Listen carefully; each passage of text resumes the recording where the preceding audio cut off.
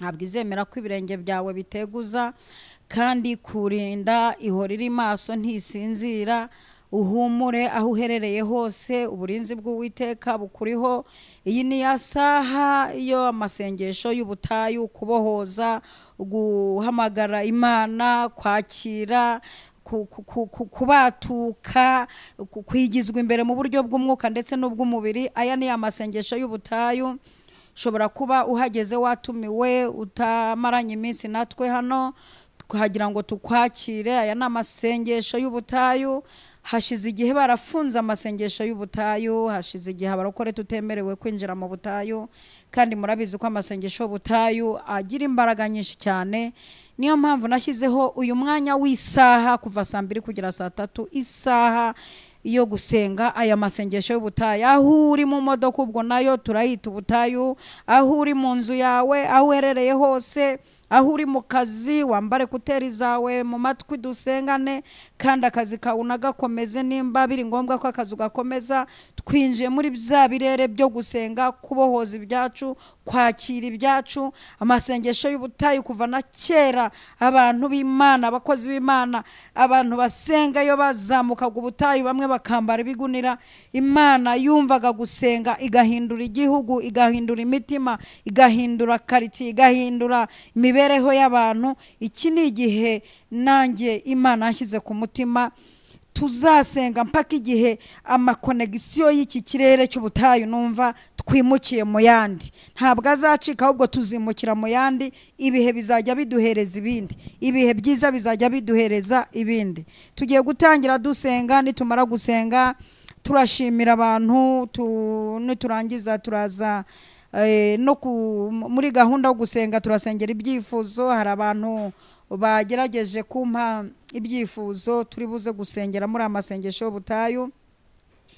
Hanyuma turaza kuganira ijambo ry'Imana. Imana amishuriye ikintu gikomeye cyane iri joro ndyamye, turi buze gufatikanya namwe gusengera. Ni ikintu gikomeye cyane cyane ku badamu. Nimba wowe uhageze ukabona hari umudamu uzi, umubwire abe hafi cyane, mubwire ikintu Imana amishuriye ku badamu. Ntabwo ari abo mu Rwanda, ntabwo ari ab'i Bugande, ntabwo ari n'abadamu bo ku isi yose Imana amishuriye, ariko cyane cyane abo mu Rwanda. Hari ibintu Imana amishuriye ku badamu. Mu kanya tuje gusengera, kandi ndi busome n'ijambo Imana yanshyize ku mutima tuza gusengeramo, dusengera abadamu. Imana ibahereza umugisha mwinshi. Reka dutangire dusenga, nitumara gusenga turiyegereza abantu. Imana ishobora byose, turagushimiye cyane ko uri umukozi w'umuhanga, izina ryawe rihabwa icyubahiro.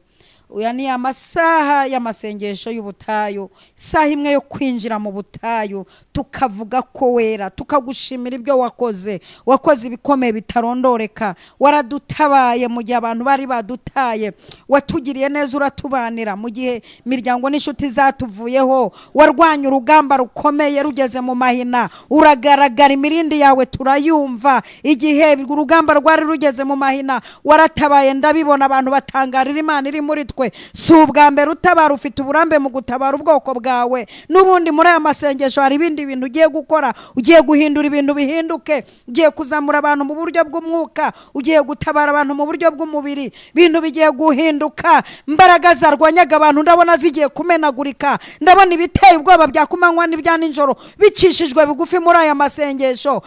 Haleluya! Ndabona hari ibitangaza bigiye gukoreka muri aya masengesho. Hari ibintu bigiye guhinduka, hari inkike zigiye kumenagurika, hari imigisha igiye gufunguka, hari ibintu byari byaranze bikwegeye kwemera. Muri aya masengesho Uwiteka turaguhamagaye ngo uzakomeze kubana natwe, komeze gufungura imiryango ifunze, kandi hakwiye gukingwa hakingwe. Imbaraga zawe zigumye kumenagura iziturwanya. Ugumye kugendera hejuru y'ibirere Mana, ugumye kugendera hejuru y'ibiduhiga, ugumye guhindira hejuru y'amaboko aturwanya, ugumye guhindira hejuru y'imbaraga ziturwanya. Mu izina rya Yesu turasabye ngo uyu mwanya wose tugiye kumara ubu umugisha, mu izina rya Data wa twese, Umwana n'Umwuka wera. Amina, amina, amina. Yesu abahereze umugisha mwinshi cyane. Tugiye kwinjira muri gahunda yo gushimira abantu bakomeje kubana natwe mu buryo bumwe cyangwa ubundi. Hari abantu bagerageje kudukurikira kuva dutangira kugeza izi saha. yego hari abakomantinze muri message bansabira umugisha, nanjye mbasabiye umugisha. Hari abagerageje kumbwira bati courage, hari abaca ku ruhande bakambwira ati Imana iguhe umugisha mama Leonera, amasengesho twayakunze, twari tuyakeneye, ukomeze utubere hafi, ukomeze utubere maso, aya masengesho yarakenewe, ukomeze utube hafi. Aha, Esther aragira ati twahageze, ndakwakiriye Esther, ugubwe neza, uyu munsi ugiye kumva Imana bundi bushyashya mu buzima bwawe, kandi wakomeje gutera haleluya cyane, uravuga ngo ihunikiye twashira, nibyo twashira, kandi urakoze mwami kubw'aka kanya uba uduhaye. Esther uhaye uhara umwanya iyi gahunda, uri umunyamasengesho, kandi izina ni ryo muntu Esther, nanjye nkwatuyeho gushyirwa hejuru muri aya masengesho, tuzayasoza hari ibintu bikomeye wakiriye. Imana iguhe umugisha. Donata aragira ati turahabaye, kandi Imana ikomeze itwuzuza imbaraga z'umwuka wera, turagukunda Donata. Imana iguhe umugisha, ibitangaza n'imirimo bigiye gukoreka iwawe, urugo rwawe rugiye gusumba ingo 5, urugo rwawe rugiye kuzamuka, kandi ugiye kwakira ibitangaza, kandi ndabona Uwiteka agiye kuguha abana 3 wikurikiranije mu izina rya Yesu. Ndi kubona Uwiteka azanya abana bakurikiranye, niyo wazagira gute uzababyara vuba vuba b'umugisha, kandi bazaba ari umugisha ukomeye cyane, kandi buri mwana azajya agenda akingura ibirere by'umugisha, kandi dore uhuye n'ibintu bikomeye, uragutse, mikorere yawe iragutse, ugiye kugera mu rwego uzajya ujya kuzana utuntu hanze, uzahera kuri duke, ndabona urudutise, uzahera kuri dukeya bizagenda byaguka, Uwiteka azakwagura, kandi ndabona mu masiripurize Uwiteka azaguha, uzubaka inzu nta muntu uguteye inkunga. Ibyo byakire niko Uwiteka avuze, ndabona kirere cy'ubuhanuzi gitangiye gifunguka.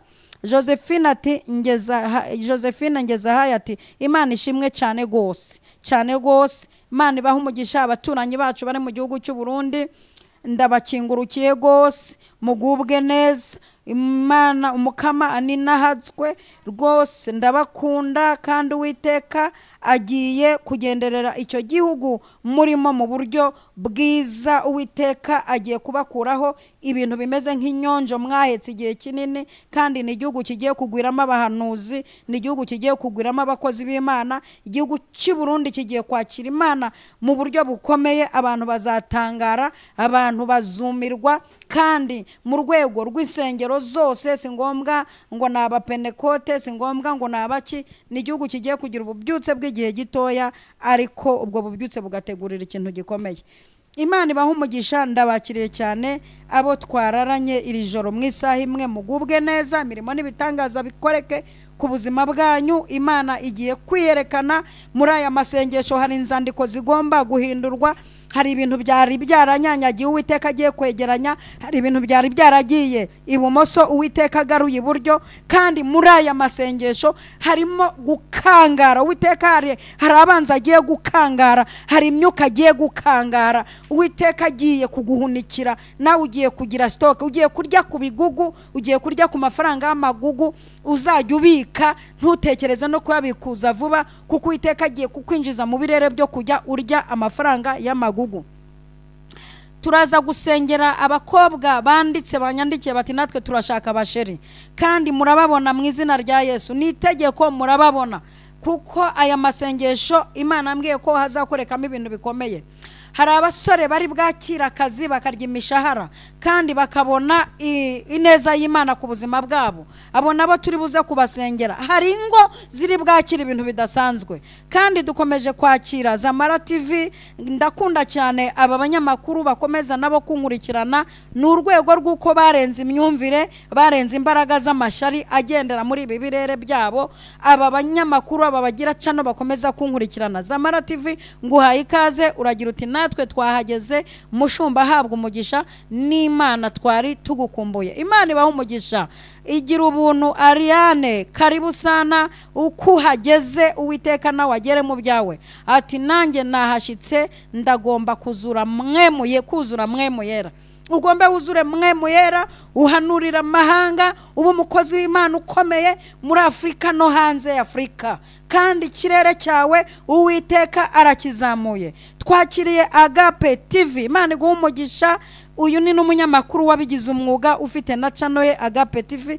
Turakwakiriye ugubwe neza. Aragira ati Imana iguha umugisha mubyeyi, urakoze cyane, ikirere cyawe nacyo ndagikinguye kandi ingendo zawe zari zaribrotse Uwiteka arazibrokoye, ugiye kugira ibihe by'ingendo nyinshi kandi z'umugisha, kandi Uwiteka ashize impano muri wowe yo gusengera indwara zigakira. Imana iguha umugisha cyane kandi Uwiteka guhaye biro y'umugisha. Akira mu izina rya Yesu Kristo. Imana ibahereza umugisha mwinshi cyane kandi ikomeze ibashyigikire. Haleluya, haleluya, habwa icyubahiro. Ndumva shaka kongera kuririmba karirimbo kamwe hanyuma tukinjira mu gihe cy'ijambo ry'Imana no gusobanura neza ibintu Imana yambwiye gusengera mu gihe tugitegereje babandi barimo bagura za mega, barimo bashyira ibintu ruhande rumwe, kuko bari kumbwira bati saa 2 kugeza saa 3 tuzajya tuba duhari. Kandi muntu wagize amahirwe yo kuza muri amasengesho y'ubutayu, muri amasengesho y'ubutayu Uwiteka azagukorera ibintu bikomeye.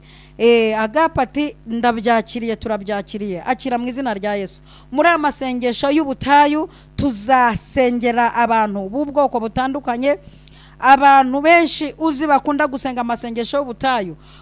Ndakwinginze mu izina rya Yesu ujye uboherereza ino link ubabwira uti guhera saa 2 kugera saa 3 turi mu masengesho yo gusengera mu butayu, turi gusengera mu butayu. Kandi mu butayu umuntu wese yahageze icyifuzo ajyanye kubera kwitanga Imana iragisubiza. Ndashaka ko ndirimba ngo habwe ikuzo Mana ya Aburahamu, habwe ikuzo Mana ya Aburahamu kubw'imirimo myiza wakoze, wanyeretse kera y'ukunkunda, none uyu munsi urabinyeretse. Imigambi yawe si nk'iy'abantu, imbaraga zawe si nk'izabo, ibidashobokera abana b'abantu imbere yawe birashoboka. Imigambi yawe si nk'iy'abantu, imbaraga zawe si nk'izabo, ibidashobokera abana b'abantu imbere yawe birashoboka. Iyo utamba hafi murengezi banaramanutse ngikuzimu, wemeye kuzuranwanirira kunesha nukwawe murengezi. Imigambi yawe si nk'iy'abantu, imbaraga zawe si nk'izabo, ibidashobokera abana b'abantu imbere yawe birashoboka. Muze mwese abemera ko Yesu ari we ngabo yacu idukingira, haba ku manywa haba nijoro, tuvuge tutishimwa mukiza. Imigambi yawe si nk'iy'abantu, imbaraga zawe si nk'izabo, ibidashobokera abana b'abantu imbere yawe birashoboka. Imigambi yawe si nk'iy'abantu, imbaraga zawe si nk'izabo, ibidashobokera abana b'abantu imbere yawe birashoboka. Ndagira ngo aho uherereye nawe umfashe turirimbane iki gitero kivuga ngo iyo utamba hafi murengezi. Ahantu uherereye ndagira ngo umfashe, nushaka uri mu modoka ugenda, nushaka uri kwa muganga, nushaka ube wicaye ahantu, ndagira ngo iki gitero kivuga ngo iyo utamba hafi murengezi umfashe tukiririmbana. Iyo utamba hafi murengezi banaramanutse ngikuzimu, wemeye kuzuranwanirira kunesha nukwawe murengezi, imigambi yawe si nk'iy'abantu, imbaraga zawe si nk'izabo, ibidashobokera abana b'abantu imbere yawe birashoboka, imigambi yawe si nk'iy'abantu, imbaraga zawe si nk'izabo, ibidashobokera abana b'abantu imbere yawe birashoboka. Imana ibaha umugisha cyane. Esther ati Yesu ankore ku maso yongere angarurire inzozi arizo kurota. Byakire mu izina rya Yesu, nanjye nk'umuhanuzi kazi w'Uwiteka ndabiguhesheje mu izina rya Yesu. Donata ati amina, yakira ubuhanuzi buvuye ku Mana. Imana ibahereze umugisha cyane.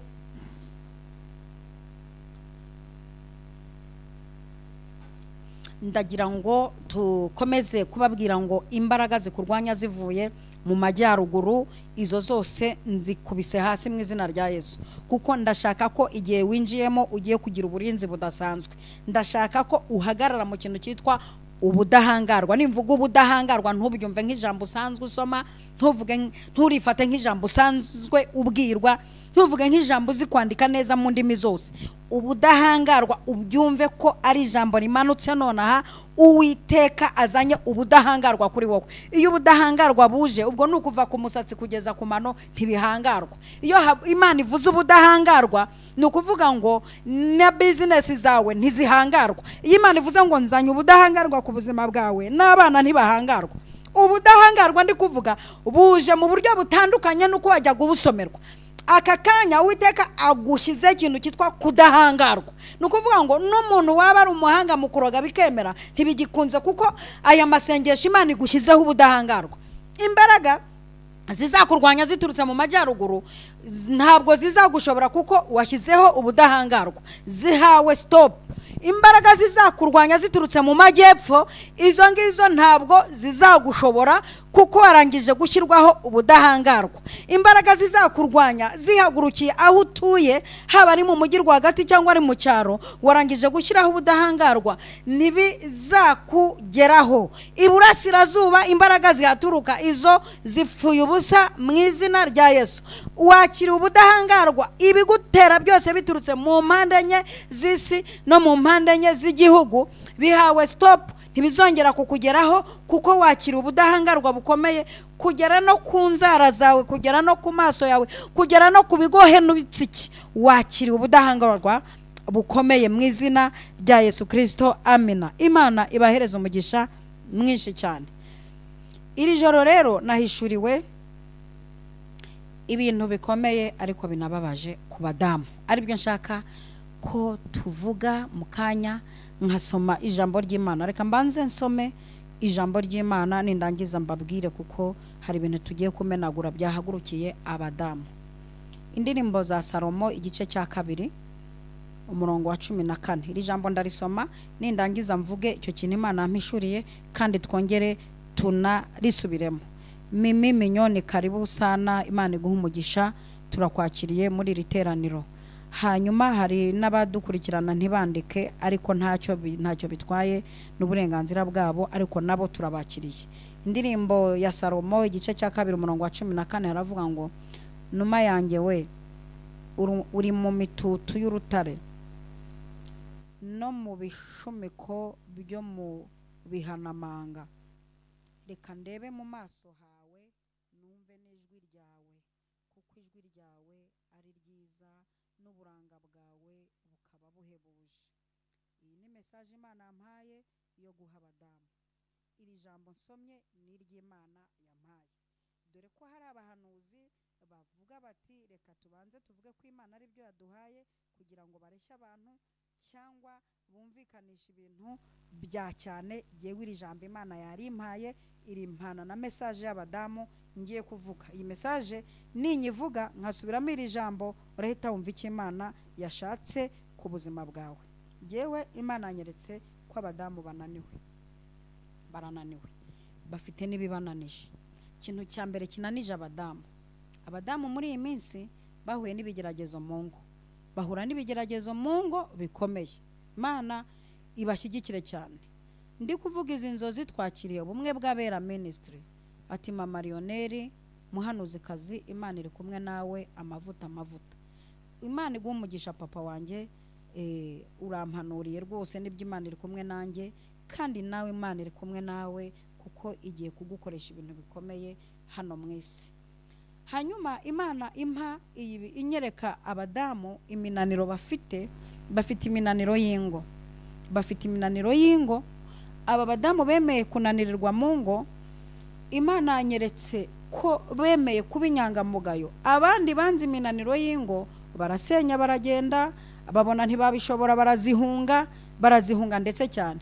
Ariko Imana imbwira ko ari umwuka waturutse ikuzimu, ni inama yakozwe ikuzimu. Abadayimoni bakora inama, baravuga bati tugiye kunaniza abagore, kuko aba bagore tugiye kubananiza, niturangiza tubateza ibizaha, ibigeragezo nibabana byinshi tubateza ibyaha byo gusambana kugira ngo babeho, tubateza ibizaha, nibanga gusambana tubananize, bamenengane bave mu ngo zabo, kandi ntibazagira ikintu banageraho. Iki kintu ndaje tukivireho indimwe, n'abagabo baraha muradufasha kugisenyera, n'abasore baraha, kuko namwe turi buze kubasengera. Ariko nubwo ndi busengera ibindi, ariko iki kintu Imana yambwiye ndakivuga. Abadamu bananiwe muri ubu buryo. Ijambo rya mbere, hari abagabo banze gukora, bahitamo kwirirwa kuri WhatsApp, bahitamo kwigira mu bindi bizira. Noneho bituma abadamu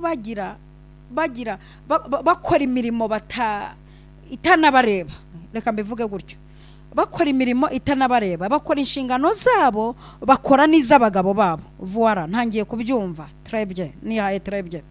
Donc barimo barakora inshingano zabo nk'abadamu, bakaba barimo bakora n'inshingano z'abagabo babo, bigatuma baragize imvune. Bafite imvune ebyiri, bafite izo mu mutwe no mu mubiri, bafite n'imvune zo mu mutima, kuko bahamye hamwe banga gusenya. Barananiwe, kandi uyu munaniro w'izi mvune, bamwe Satani arashaka kwinjirira mu kunanirwa k'ubwonko, no kunanirwa k'umubiri, no kunanirwa k'umutima. Bamwe barwara amadiabete avuye ku stress, abandi barwara za pressure bakiri bato. Ibi ni ibintu kuzimu bakereye mu kanya tugiye gusuka umuriro kuzimu. Mu kanya turasuka umuriro kuri izi mbaraga zoherejwe kugira ngo zinanize abagore. Abandi bihanganira mu ngo, bahura n'abagabo bakasha, badashobora kubereka imishahara, niyo mishahara badashobora kubahahira, baza basinze, biririye, bafite kirida mu ryinyo. Aba badamu bahama hamwe, baravuga bati uko biri kose ntabwo tugishenye. Hari abahamye hamwe, ariko binjira muri system yo kwirwanirira, bakoresha imbaraga zo kujya bakora ibyaha by'ubusambanyi kugira ngo babeho. Ayo binjiza ntabwo ahagije gusapotinga urugo. Satani yinjirira mu nsore ziyakorera, ziyabazanira, bagwa mu byaha. Ibi nabyo ni umwuka tuje gusenya, kandi urasenyuka muri amasengesho y'ubutayu. Kandi mbwira aba badamu ngo mukomere, kuko Uwiteka yabibutse. Niyo mpamvu yabindotesheje iri joro. Uwiteka yabibutse, yabonye imibabaro mubabaye, yabonye amarira muri kuririra mu ngo. Hari abonaga baririra mu ngo zabo, ntibazi konte z'abagabo babo. Abagabo ntibibareba ibyo kwishyura amaminerivare y'abana, abagabo ntibibareba ibyo kwishyura amazu, sharije zose z'urugo. Abagabo bamwe ni bamwe, ntabwo ari bose, ntizikibareba. Baricariye bagereka akaguru ku kandi. Abagore bagumya gukukuzanya nabyo, barwana nabyo. Bamwe banga gutukisha izina ry'Uwiteka. Abadakijijwe bahagarara ku gaciro kabo. Muza kumenya ko n'umuntu udakijijwe afata intego akavuga ati nubwo ntakijijwe ariko mfite umuco, nubwo ntari bukoresha agakiza ndakoresha umuco, ndakoresha discipline natojwe n'ababyeyi, ndakoresha discipline nizi. Aba bagumya gupeza barihangana barashinyiriza, bamwe baryama saa sita saa saba, abandi babyuka mu gicuku bajya gushakisha, barananiwe mu rwego, bamwe barara barira, abandi barara bikanda umugongo, abandi barwana no kujya muri za sauna na za massage, rutirigongo ruranyeganyega, barananiwe pe. Aba badamu Uwiteka yabantumyeho, Rwema tuguhaye karibu, Rwema Habimana Victoire, rwose tuguhaye karibu, urakoze, uravuze uti abagore turakumva, humura, kandi uti amina, humura. Abagore mwigire hino, mbabwira ibintu tugiye kumena. Ibi bintu byose abazimu baritse turabyarura, ibyo bubatse turabisenya, kandi abagore ntitworoshye, nta nubwo tunoroshye. Impamvu mpamya ko tanoroshye, reba urwo rugo rumazemo imyaka 10, kuva warwinjiramo umugabo nta kintu agufasha, yageretse akaguru ku kandi, ariririzo brushete, arigira mu bandi bagore, araza atanakwitayeho, ariko uragumya urarwaza, ukashaka utwenda abana bambara bagasa neza, iwawe hagasa neza, ugasirimuka, ugashinjagira ushira, ugakomereka ntukome, ugashinga ikinyo ku kindi, ukavuga uko biri kose ntabwo nzasenya, nzarwana intambara y'urugo. Abagore muri intwari, mwarwanya intambara y'urugo, murakubitika, abandi mujya mutumina, mugakora amanywa nijoro. Yo Esther we, abagore murahari rwose, nyumva nkubwire data wa twese yabajeho, abagore yatujeho, aho muri muvuge ngo amina, Uwiteka yabibutse, yansuye. Abandi barakubititse, bahora mu bimina, barakora ntibaruhuka, abandi bahora mu tufaranga twa banke, bahora baguzaguza, abandi baguza n'utwunguka menshi. Donc uriho mu buzima, iyo ugiye kwishura ideni ufata irindi ahandi, byo byose nabyeretswe. Iyo ugiye kwishura ideni bisaba kufata irindi ahandi, gutyo nayo ma stress urimo kuva wakubaka, ntuza agatenge keza, urwana ishyaka ry'abana bawe ngo batazabimbwa. Uwiteka arahabadutse mu buturo bwe bwera, ni muhumure, Nyiringabo yaje. Imana yabinyeretse ibyo byose, inyerekana abagore batangiye kunanirwa, nababonye batangiye kunanirwa, batangiye gucika intege, batangiye kumera nkaho babivamo, batangiye kumera nkaho basenya kuri systeme. Ariko ni muhumure, Uwiteka abantumyeho. Kandi hari n'abagabo Imana yafungiye umugisha, kubera ko banawubonye utamubona ntiyagaruka mu rugo. Imana yarabafungiye abagabo bamwe kubera imico mibi bafite, kubera karakteri zabo, kubera kutamenya urugo icyo ari cyo. Hari abagabo bamwe Imana yafungiye umugisha kubera iyo mpamvu, mico mufite mwadukanye, yo mwegiputa, yo kwikunda, yo guhimana, yo kumva muri abagabo gusa. Icyo cyatumye bamwe muri mwebwe Uwiteka bafungira umugisha. Rero Uwiteka yambwiye, mwabagore mwe, Uwiteka yambwiye ngo abajeho, nubwo mwababaye, nubwo mwakubititse, bamwe mwakunze gukiranuka, mwanga ubugome, murashinyiriza, muravuga muti uko biri kose ntabwo tuzasenya, ntabwo tuzishyira hanze. Hari abagore b'imfura hano ndi kubona batigeze bishyira hanze, batigeze binyanyagiza, bashinyirije, baravuga bati intambara tuzayirwana bucece. Hari n'abacitse intege bajya hanze, babishyira hanze, bacika intege pe, babishyira hanze, baravuga bati ntitugiye gupfa. Hari n'abandi badamu nabonye bafite abaganga babaganiriza, bari abaganga bize kuganiriza. Nabonye abandi badamu bari mu baganga baganiriza kubera ihungabana rikabije bagize. Ni muhumuru, Uwiteka yaje. Hari n'abadamu bafite abagabo Uwiteka yagaye. Aba bagabo barakorera amafaranga menshi, barafite imitungo myinshi, ariko baseha bajyana aho bavuka, ntibitaye kubaka urugo rwabo.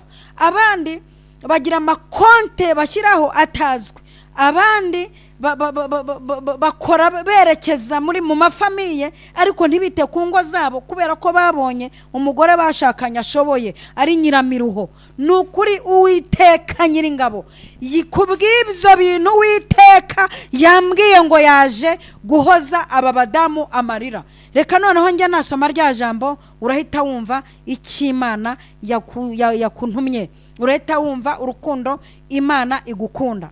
Bibiliya yavuze ngo numa yanjye we, uyu ni umukunzi ari we Kristo yabantumyeho. Kristo wapfuye akazuka. Kandi ikindi munamenye ko Kristo akunda n'abagore.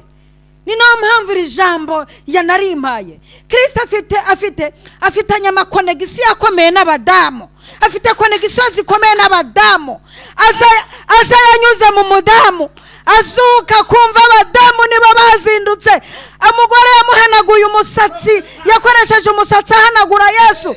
Afitanye konegisiyo zikomeye n'abadamu. Niyo mpamvu sherebo saide taiki izi konegisiyo afitanye n'abadamu.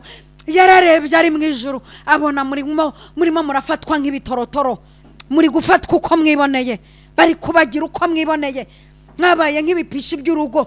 Nta mwanya mufite wo gusirimuka murakora amanywa nijoro. Ngizo saa 8 z'ijoro, ngizo saa 10, ntimuheruka igitotsi, inzobe zaracuye. Nimuheruka kurimba n'imyenda mufite amabaze n'amasuperi ni mukiyambara kubera gushakishiriza hirya no hino. Ntimubona n'umwanya wo kurimba, ningo zanyu nta bashyitsi bakizizamo, ntimufite umwanya wo kubakira, murimo murashugurikira urugo. Ibi bintu bihagurukije Yesu Kristo. Yaje muhumure, yambwiye ngo yaje agiye guhindura ibintu bikomeye. Haje reposireke retasidekere. Abadamu witeka agiye kubaha umugisha, agiye kubakiza mu rwego mugiye kwisapotinga neza, mugasapotinga ingo zanyu, mugasapotinga n'ahandi. Mugiye kwakira umugisha muri aya masengesho, kandi umuntu uzajya usubizwa ajya nyandikira atambutse ituro ry'ishimwe.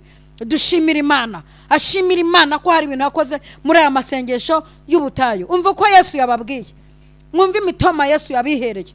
Mutega amatwi munyumvire imitoma Yesu yaduhaye abagore mutere haleluya cyane. Yavuze ngo numa yanjye we uri mu mitutu y'urutare.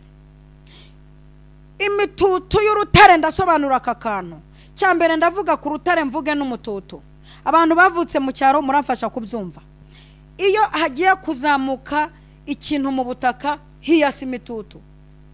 Iyo icyoba kigiye gupfa nkatwe twicaga ibyoba, habanza kwiyasa umututu. Iyo umwumbati wakuze ukabyibuha utuga ubutaka, imitutu ikiyasa. None mwebwe mwari mu mitutu, hejuru yanyu hari urutare.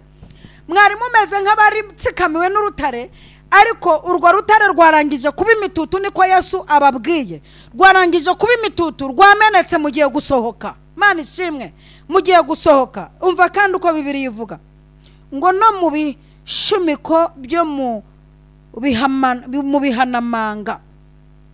Yesu yabareberaga ahantu hameze nko mu bihanamanga.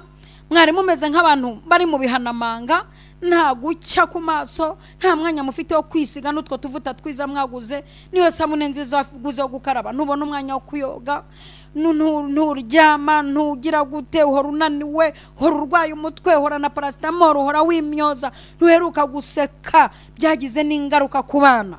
Ibi byose byaragaragaye, Imana yabibonye, ibona ko muri mu bihanamanga. Noneho umva uko Yesu akubwiye nonaha, ndafashijwe. Ongera uvuga ngo haleluya. Yesu arakubwira ati reka ndebe mu maso hawe. Turebye, amina. Reka ndebe mu maso hawe. Ibi byo ndabivuga ntuje. Yesu we habwa icyubahiro. Yesu aravuze ngo reka ndebe mu maso hawe. Yesu aje kureba mu maso hawe, aje kukureba mu maso, aje kugukanurira icyoroshye, aje kukureba icyoroshye. Yesu azanye keya. Keya za Yesu ziba zirimo akantu. Keya za Yesu ari aca kuri konte, ari aca mu bantu. Yesu aje kuguha keya. Aravuze ngo reka ndebe mu maso hawe. Mana ndagushimiye ko iri joro ritamfiriye ubusa narose. Wantumye ku badamu, wantumye ku bagore, batangiye kubyumva, barimo baratera za haleluya. Ndi kubibona hano imbere yanjye, ndi kubibona. Yesu aragira ati reka ndebe mu maso hawe. Akira ijisho rya Yesu, akira kurebwa neza. Miryango washatsemo ntigeze kureba neza, ariko Yesu aje kukureba neza. Abo muturanye ntibakurebye neza, urugo rwashatse kukureba igitsure, ariko Yesu yaje ngo reka ndebe mu maso hawe. Icyo ni icyambere. cya kabiri cyo kiraryoshye we, ariyo mavuta tugiye kuzamukiramo, ngo numve n'ijwi ryawe. Data we ntari bukurebe gusa, aje kumva n'ijwi ryawe. Aleluya, aleluya, aleluya, aleluya, aleluya, aleluya. Igira ubuntu. Ariana aragira ati turabitumura mu izina rya Yesu. Mube hafi abagore, mube hafi nze mbereke. Ndahari nanjye ndi igifaru, namwe mwigira ibifaru. Murebe uburyo tugiye gushwanyukana ibi bintu, murebe impinduka igiye kuba mu minsi ibiri. Haleluya. Ngo ndaje ndebe mu maso hawe kuntu bakugize, nje kureba mu maso hawe kuntu bakumenyereye, nje kureba mu maso hawe inguma umugabo yagukubise ukazana ibara ry'umukara, nje kureba mu maso hawe kandi ntabwo hareba ngo asige ibintu amahoro. Ibintu byakwangije bije gukubitika kuko mana shyigikira ibi bintu wantumye mbivuge neza. Neka ndebe mu maso hawe ukuntu baguhindanije hasigaye haruzuyemo amarira, usigaye ugenda urira. Reka ndebe mu maso yanjye. Ya Rwema yabyumvise aravuze ati reba mu maso yanjye. Yesu yaje kuhareba. Reka ndebe mu maso yawe uburyo abantu bahindanije isura yawe. Reka ndebe mu maso hawe uburyo kuva wakwinjira muri uru rugo utakisiga wabuze uburyo. Reka ndebe mu maso yawe uburyo huzuyemo amarira. Reka ndebe mu maso yawe. Nindangiza ndaje numve n'ijwi ryawe. Aka kanya Yesu agiye kumva ijwi ryawe. Hoza ijwi ryawe mukobwa w'i Siyoni, hoza ijwi ryawe we kuboroga, hora ceceka wihorere. Yo ndirimbo bamenya kwirimba mbanyibaririmbiye. Hora ceceka wihorere, aje kudutabara. Ndumva imirindi aje, Yesu agarutse aje kugutabara. Ndumva imirindi, hora ceceka wihorere. Aravuze ngo aje no kumva ijwi ryawe. Mu kanya tugiye gutanga ibirego, tugiye kurega, turarega Satani, turarega imyuka yohereje, turarega izi mbaraga zoherejwe kutwangiriza amasura. Turarega. Esteri we uramfasha turege. Aragira ati Yesu ndebe mu maso wumvijwe n'ijwi ryanjye. Imana Yesu uje neza muri aya masaha, uje neza muri aya masengesho y'ubutayu. Ubwo watangiye kwibuka abagore kabaye, nje kumva n'ijwi ryawe. Ariko Yesu urumva ko azanya akantu kameze nk'akajinya kari busiga ibintu bitunganya. Amanukanya akantu k'akajinya ngo jewe ndaje ndebe mu maso yawe numve n'ijwi ryawe. Donc ikirego amarira yawe yamugezeho, turebye ijwi ryawe ryo kurira ryamugezeho, gusenga kwawe kumugezeho, manutse kureba mu maso nkumva n'ijwi ryawe. Abantu bose babigizemo uruhare. Njegwa Yesu we ukuntu uje ndabona biteye ubwoba. Akira icyubahiro. Umva kandi umurongo ukusoza, kuko ijwi ryawe ari ryiza, turebye n'uburanga bwawe bukaba buhebuje. Iyi mitoma twari tuyikeneye. Yesu we urakoze niwe mugabo twihera imitoma twari tuyikeneye. Yesu urakoze ko muri aya masengesho y'ubutayu tubwiye ijambo ryiza. Muri aya masengesho y'ubutayu nguhaye icyubahiro. Urakoze pe, urakoze cyane. Uravuze ngo kuko ijwi ryawe ari ryiza n'uburanga bwawe bukaba buhebuje. Ugiye kwakira uburanga muri aya masengesho y'ubutayu. Akira uburanga, akira amahoro, akira amafaranga, akira imbaraga zinesha, akira imbaraga zihindura. Dore Imana ikugize umukozi wayo. Ugiye gukorera Imana, ugiye gukomeza izindi ngo, ugiye gukomeza abandi bagore batentebutse. Komera, ijwi ryawe ryumvikanye. Uwiteka aje kureba mu maso hawe. Komera, uri mwiza. Umuryango umwe yararirimbye muri izi ndirimbo za Salomo ngo yemwe bakobwa b'i Yerusalemu ntimutangazwe nuko nirabura. Nubwo nirabura ndi mwiza nabitewe n'izuba ryambabuye. Hari igihe muzamenya uwo ndi we maze kwiyambura ubukwambagara byari byaratewe n'izuba. Ariko dore warangije kwiyasa umututu. Bakwitegure umututu ushobora kuba wiyashirije muri Amerika niho uyu mututu uwasirize muri Amerika, uyu mututu wasirize muri Amerika, uyu mututu wasirize mu kazi k'amafaranga menshi, uyu mututu ubu tujye data we tugiye kwasa umututu, abagore tugiye kwasa umututu, uyu mututu ugiye kuwasiriza mu kazi keza. Mbega umututu washije umututu ugiye kuzamukira mu kazi keza.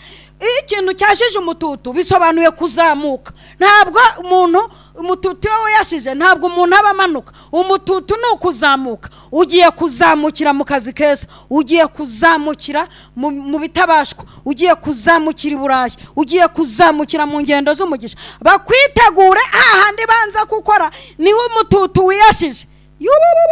Hahandi bakurwanyaga niho umututu wiyashije, hamwe bakwirukanye niho umututu wiyashije. Uriyashije pe, uriyashije pe.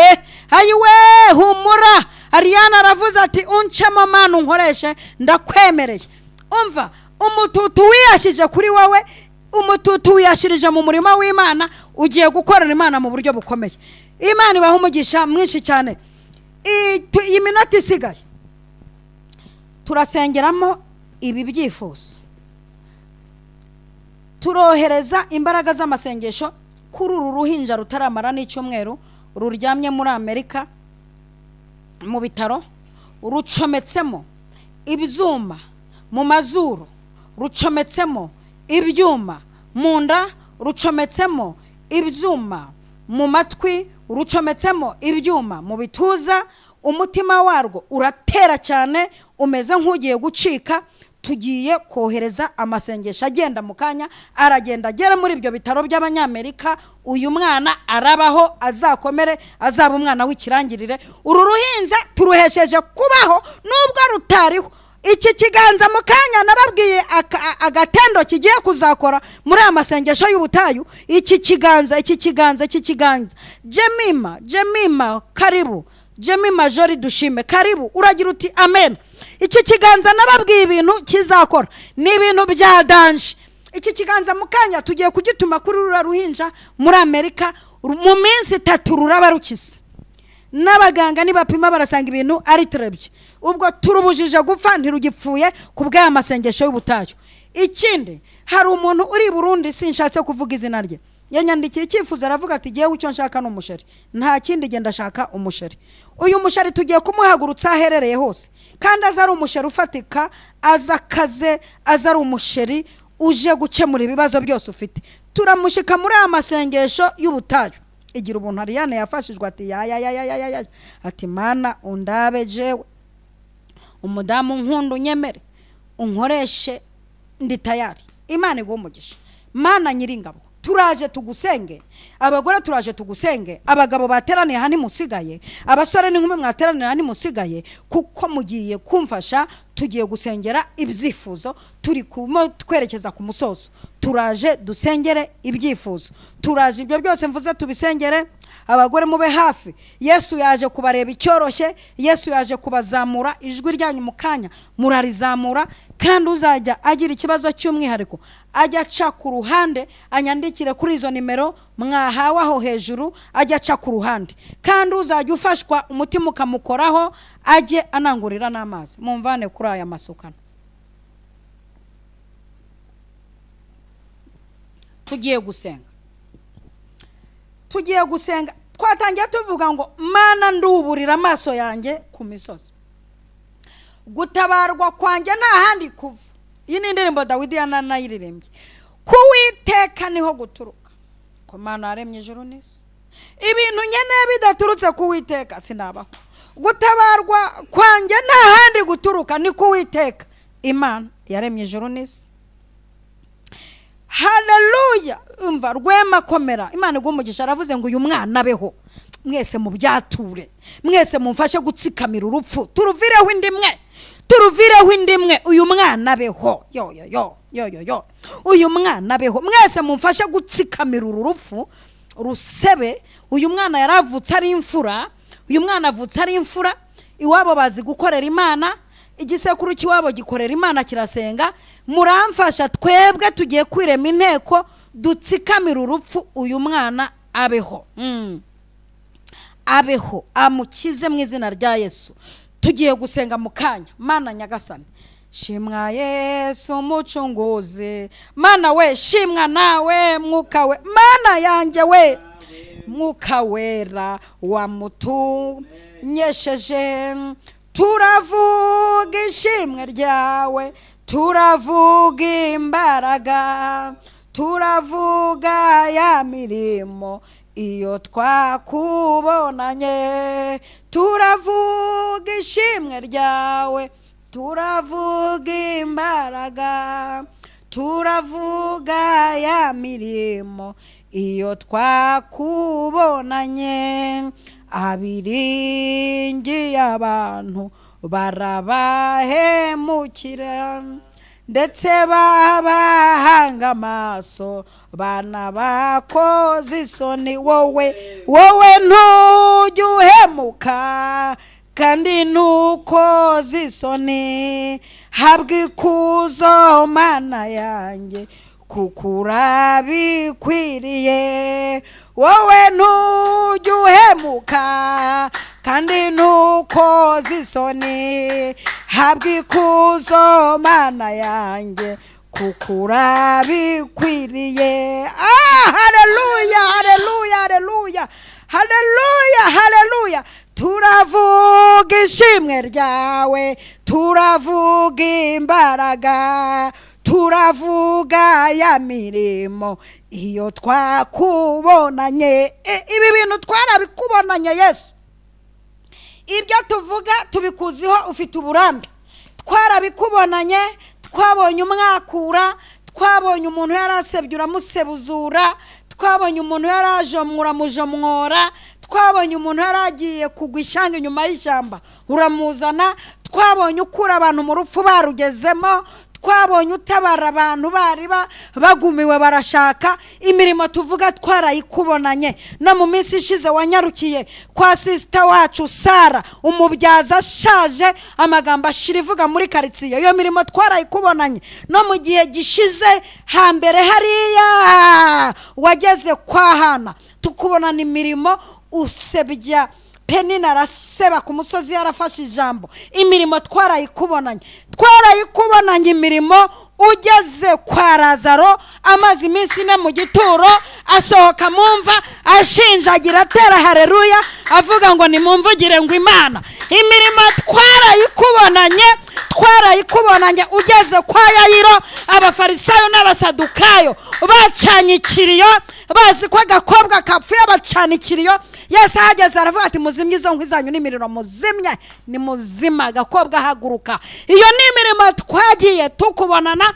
Twarayikubonanye ugeze kuri sister wacu amaze imyaka 12 ava agukozeho isoko y'amaraso irakama. Iyi mirimo tuvuga twarayikubonanye.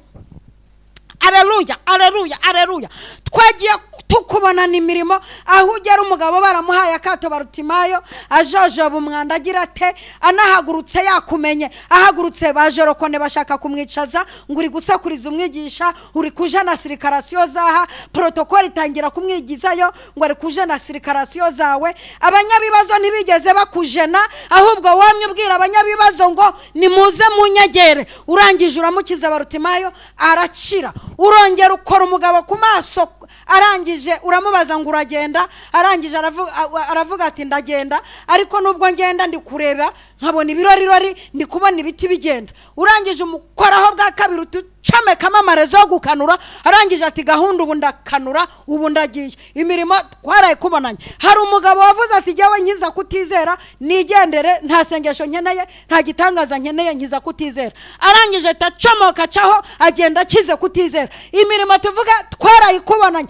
Twarayikubonanye ugeze ku mupfakazi warupfushije umwana w'ikinege, bamuhetse bagenda baririmba indirimbo, wenda n'uwamuroze yari aho ngaho inyuma nawe yiririmbisha. Uhageze uravuga ngo zuka, umwana umumuhari muzima. Umupfakazi asubira mu rugo avuga ngo nabonye Imana yemwe, nabonye Imana nyamana yemwe, nabonye iyo Mana, nabonye Imana nyamana yemwe, nabonye iyo Mana. Iyo ni imirimo twagiye tukubonana. Iyi minota 8 isigaye tugiye kuyisengana. Tugiye kuyisengana. Icyakwihereranye ntararyama ngo ndote narose, nikuzimu babimenye ko narose. babimenye ko ngiye guhangana nabo. Naravuze ngo jewe nishaka nzaba umugore umwe nzigira ishano imbere, nishaka nzaba umugore umwe nzigira ishano imbere ya Satani, nigira ishano imbere y'abakonikoni, nigira ishano imbere y'abarozi, nigira ishano imbere ya Satani, nzikunguza nigira ishano, nishaka nzabegeje nyine. Nikuzimu babimenye ko kontrole yabo yatakaye. Nundi munsi mutazongera gukinira ku gitsina gore. Uwiteka aje kutureba icyoroshye. Mfasha cya kiganza kigira utya cya kiganza kigira utya, nkwereka ibintu kigiye guhitana. Uyu munsi ndumva kirimo imbaraga zihitana, tugiye guhitana. Data wa twese uri mu ijuru, twinjiye mu mavuta yo guhitana. Uzamura isengesho, gira utya cya kiganza kigiye guhitana ingabo z'abamedi bakorera mu kirere batangiriye amasengesho yawe. Gira utya cya kiganza kigiye guhitana izi ngabo z'ikuzimu zazamukaga zije kukubuza uburyo mu rugo winjiyemo wasezeranye ivangamutungo. Gira utya iki kiganza kigiye guhitana ibintu byose byari biguhagurukiye mu kazi. Gira utya tugiye gusenga. Umuntu wese aho ari ndamwinginza azamura isengesho. Usenga uko ubyumva. Yesu aduha uburenganzira. Usenga uteta guhera umunsi ntuzongera kurira. Usenga ubyina kubehera umunsi ntabwo uzongera kumva ikorasi ngo wumve ko ari ikigeragezo. Usenga inyeganyega guhera umunsi ugiye ubonye ritime. Usenge nk'umuntu wasubijwe. Usenge nk'umuntu Yesu arimo areba neza. Usenge nk'umuntu Yesu agiye kumva ijwi ryawe akakanya kubwo kunyagwa k'umunyamibabaro no gusuza umutima. Yesu yahagurutse tugiye gusenga. Gira utya cya kiganza kizamura, cya kiganza kigiye kugobotora ibintu byari bigobetse, kigiye guhindura ibintu byari bihindanye, kigiye kwegura ibintu byari byegamye, kigiye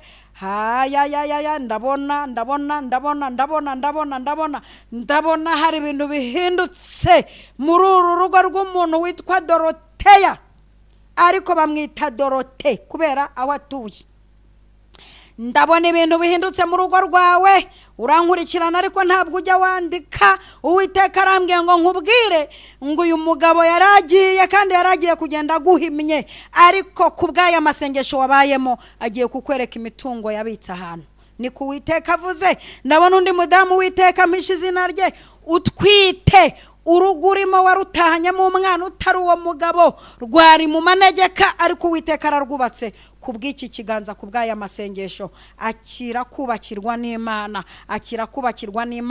Ndabona umudamu waguze ikibanza mu ibanga kubera ko umugabo yamuhimye. Nawe wakoze akantu mu ibanga, ugura akabanza mu ibanga. Ndabona Uwiteka kamanukiyemo agahinduye zahabu. Aka kabanza wakaguze $2,400,000. Uwiteka ndabona amanukiye muri aka kabanza. Umuntu agiye kugashima byihuse, agiye kuguha $9,000,000. Izi $9,000,000 nuzakira uzibuka ko hari umuhanuzi wahanuye. Izo ugiye kuzizamukiraho umugore w'ikirangirire. Uwiteka ndabona aje mu bagore. Mana Nyagasani, orede saide bosaide shandero bosaide kirebo tutaya kerebo saide tankota edeki. Reka dusengane Imana. Mana ishobora byose, dushimye izina ryawe ryera. Abantu twabanye ahangaha mbasabiye umugisha w'umwihariko, kandi nsabiye umugisha umuntu wese ukurikirana iyi cano. Musabiye umugisha wo gukira, musabiye umugisha wo kwaguka, musabiye umugisha wo kumenya, musabiye umugisha wo guhishurirwa ibyihishwe, musabiye umugisha wo kugenda akagera aho ashaka, musabiye umugisha wo kuba mu buzima ashaka, musabiye umugisha wo kwambara icyo ashaka, kurya icyo ashaka, kugendera mu modoka ashaka, kuba mu nzu ashaka, kujya aho ashaka, kubana n'abantu ashaka. Uyu mugisha w'ibyo ashaka ndawumuhesheje muri cya kiganza cyahawe umugisha mu izina rya Yesu. Izi ngo z'aba badamu ndazisengeye. Wambwiye ngo nzisengere, nanjye nzirambitseho ibiganza, nzizungurutsemo zose. Izi ngo ba nyirantabwa mbahinduye ba gikundiro mu izina rya Yesu. Ba gahinda, ba mara mbahinduye ba byishimo. Hindura, mfasha, nshyigikira Mana. Wavuze ngo ijwi ryabo ugiye kuryumva kandi ugiye kureba mu maso habo. Nanjye ndasenze mu mbaraga mpabwa na Yesu Kristo wanesheje isi.